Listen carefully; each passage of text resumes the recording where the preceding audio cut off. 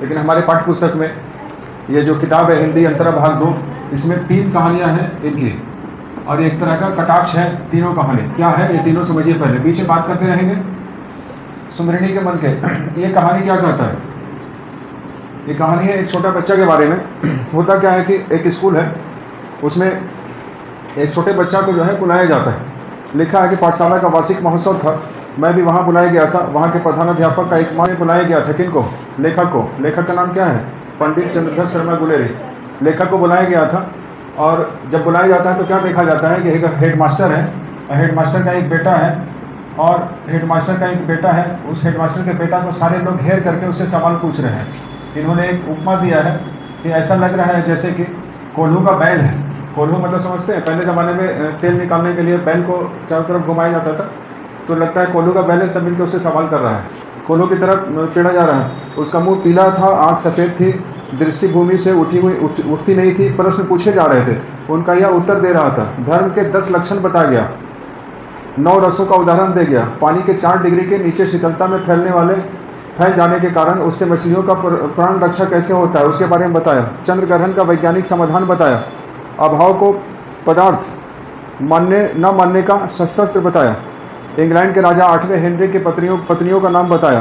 पेशवाओं की कुर्सीनामा बताया। अगर क्वेश्चन पूछ दे कि उस बच्चे ने क्या क्या बताया, तो आप एक भी नहीं बता पाएंगे। तो 10 लक्षण बताया, वो धर्म के 10 लक्षण बताया। 9 रसों के उदाहरण दे गया।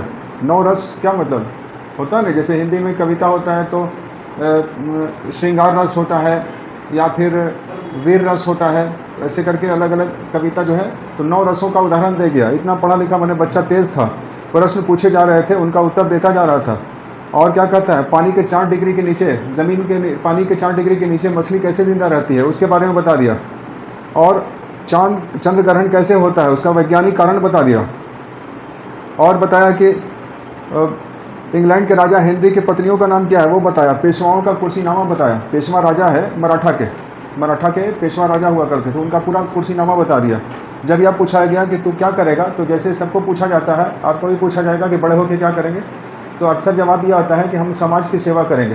तो उसने भी यही किया कि हम लोक सेवा करेंगे। हालांकि समाज सेवा कुछ नहीं होता है, सब अपने ही सेवा होता है। ये सारा बात लेखक देख रहा था कि धीरे धीरे करके सवाल का जवाब बच्चा देता जा रहा है। लेखक को क्या तकलीफ था, बच्चा तेज़ है, सब लोग वाह वाह किए जा रहे थे, ताली बजा रहे थे। लेखक को कुंठा हो रहा था, परेशानी हो रहा था। तो मेरे जैसा लेखक होगा, क्योंकि पढ़ाई के साथ आपके लिए मनोरंजन होना बहुत ज़रूरी है। और खाली जो कोल्हू के बैल की तरह पढ़ते रहता है, वो समझ लो बचपना छीन गया उसका। इसलिए खेल कूद, हंसी मजाक, ये सब पढ़ाई का ही हिस्सा है। एक बच्चा अगर 99% लाता है तो खुशी की बात नहीं है। 99% लाने का दुख यह है कि वो अपना बचपना खो दिया। वो उसमें खेल कूद और भी दोस्ती यारी होना चाहिए था, जो नहीं कर पाया। तो आप भले 70% लाइए, लेकिन अपना जीवन ठीक से जिया जाए। ये नहीं कि हम पढ़ाई के चलते कोल्हू का बैल बन जाए। तो ये लेखक को तकलीफ था कि इतना सारा बच्चा को रटा दिया गया है और सारा आंसर दिया जा रहा है। ये ज़रूरत था कि इसको थोड़ा बचपना जीने दिया जाता, थोड़ा सा बदमाशी कर लेता, थोड़ा सा पढ़ाई लिखाई ठीक है करना है, लेकिन उसके साथ बहुत सारा चीज़ है जो भी आपको करना है। अब सब काम छोड़ के खाली पढ़ने लगे, और जब हम सवाल करें तो जब रट के जब आंसर दे दीजिए, तो इससे आपका मानसिक विकास नहीं हो रहा है, बल्कि खाली आप जो है एक तरह से मतलब गूगल के चचेरे भाई हो गया। जो सवाल पूछा या चचेरी बहन हो गए, जो पूछा उससे आप आंसर बता दिए। अभी के टाइम में यही कहा जा सकता है कि अगर रट के पढ़ रहे हो तो गूगल के चचेरे भाई हो गए। तो लेखक को ज़रूरी है कि बच्चा को थोड़ा सा खेलने कूदने के लिए छोड़ा जाए। तो आगे क्या पूछा जाता है, सब मास्टर लोग बहुत खुश होते हैं, हेडमास्टर का बेटा है और सब जानता है। सब मास्टर लोग खुश होते हैं और पूछते हैं बच्चा से कि बताओ तुमको इनाम में क्या दिया जाए। एक वृद्ध महाशय ने उसके सिर पर हाथ फेरकर आशीर्वाद दिया और कहा कि जो तुम इनाम मांगे वही देंगे। बालक कुछ सोचने लगा। पिता और अध्यापक इस चिंता में थे कि देखे पढ़ाई का पुतला क्या मांगेगा। मतलब जो बच्चा का पिता था वो सोच रहा था कि पता नहीं क्या मांगेगा, किताब उताब मांगेगा, डिक्शनरी मांगेगा।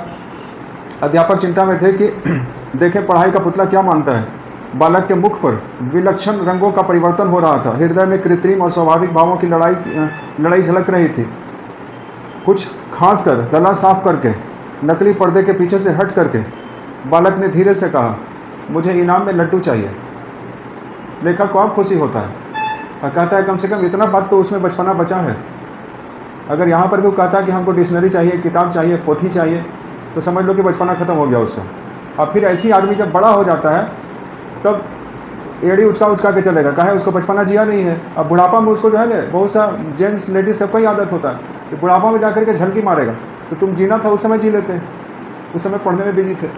आप ऐसा नहीं कि पढ़ाइए छोड़ दीजिए घर जाके खाली हमको बचपने जीना है, मतलब पढ़ना है लेकिन कोलों का बैल नहीं हो जाना है। लेखक को लगा कि बालक इतना देर के लिए इसका बचपना बच गया है, इसने कम से कम बचपन वाला चीज़ तो मांगा, लड्डू मांगा, चॉकलेट मांगा, तो इतना तो उसके अंदर बचपना है, न तो रटा रटा के इसको टंकी फुल कर दिया सब। तो आज भी वही होता है सब जगह, ट्यूशन हो चाहे कहीं हो। आप एक तो ऐसे खाली माचिस कैसे मारते हैं, चिंगारी ऐसे सुलगा दीजिए तो बम बम आग लगता है ना, वैसे एगो क्वेश्चन पूछ दीजिए टनाटन आंसर आने लगेगा। ऐसा क्वेश्चन जो भी आंसर याद करके रखा है वो 10th स्टूडेंट नहीं कर लाएगा, क्रिएटिव नहीं है वो। क्योंकि जो आदमी सोच विचार वाला होगा उसको क्वेश्चन याद ही नहीं होगा जल्दी, वो समझा के बता सकता है, याद करके नहीं बता सकता। जैसे आप लोग समझदार हैं, ताली बजाइए।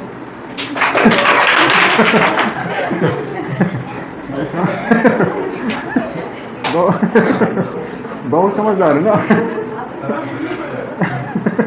अच्छा अच्छा ठीक है, तालियों बजा दिया सर। तो उसको क्या किया, लड्डू। पिता और अध्यापक जो है निराश हो गए। क्यों निराश हो गए? क्योंकि बच्चे ने लड्डू मांग लिया था। लड्डू। पिता और अध्यापक निराश हो गए। इतने समय तक मेरा श्वास घुटता रहा, अब मैंने सुख से सांस ली।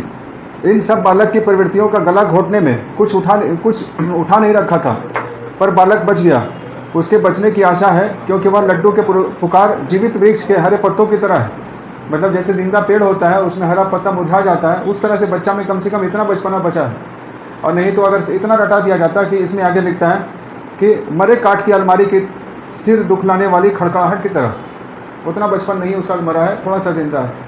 इसलिए हर कहानी का आखिरी संदेश ये होता है कि आप खुश रहिए, टेंशन किसी बात का मत लीजिए, कूद फान मत कीजिए। समझते हो आप? कूद फान वाले समझते कि नहीं समझते? अगला कहानी क्या है? दूसरा नंबर, घड़े के पुर्जे। तो ये हेडमास्टर का बेटा है और उसके ऊपर से सारा सवाल किया जा रहा है। तो 2 क्वेश्चन इससे इंपॉर्टेंट है जो जैक बोर्ड पूछता है। पहला क्वेश्चन पूछता है कि बालक से क्या क्या सवाल किया गया। एक, बालक ने क्या क्या उत्तर दिया। ये सवाल लगभग एक ही जैसा है। बालक से जो प्रश्न किया गया तो बालक ने उसका उत्तर क्या क्या दिया, या बालक से क्या क्या सवाल किया गया, तो जो सवाल करेंगे उसी का तो उत्तर देगा वो। तो सवाल एक ही बनता है। क्वेश्चन पूछेगा कि बालक से क्या क्या सवाल किया गया, तो आंसर हो जाएगा कि उससे 9 रसों का नाम पूछा गया, हेनरी प्रथम की पत्नियों 8वें का पत्नियों का नाम पूछा गया, पेशवाओं का कुछ नामा पूछा गया। ये सब क्या है, तो उसका आंसर देते चला गया वो। अब फिर क्वेश्चन पूछेगा कि बालक ने क्या क्या उत्तर दिया, तो वही उत्तर दिया जो प्रश्न पूछा गया, तो बात तो वही हो गया। तो एक क्वेश्चन बनता है कि बालक ने क्या क्या उत्तर दिया, और दूसरा क्वेश्चन पूछता है कि लेखक ने क्यों कहा कि बालक बच गया। ये इंपॉर्टेंट क्वेश्चन है। 2 ही क्वेश्चन इसे आएगा, अब इधर नहीं होने वाला, एकदम पक्का। ठीक है, तो क्वेश्चन लिखिए।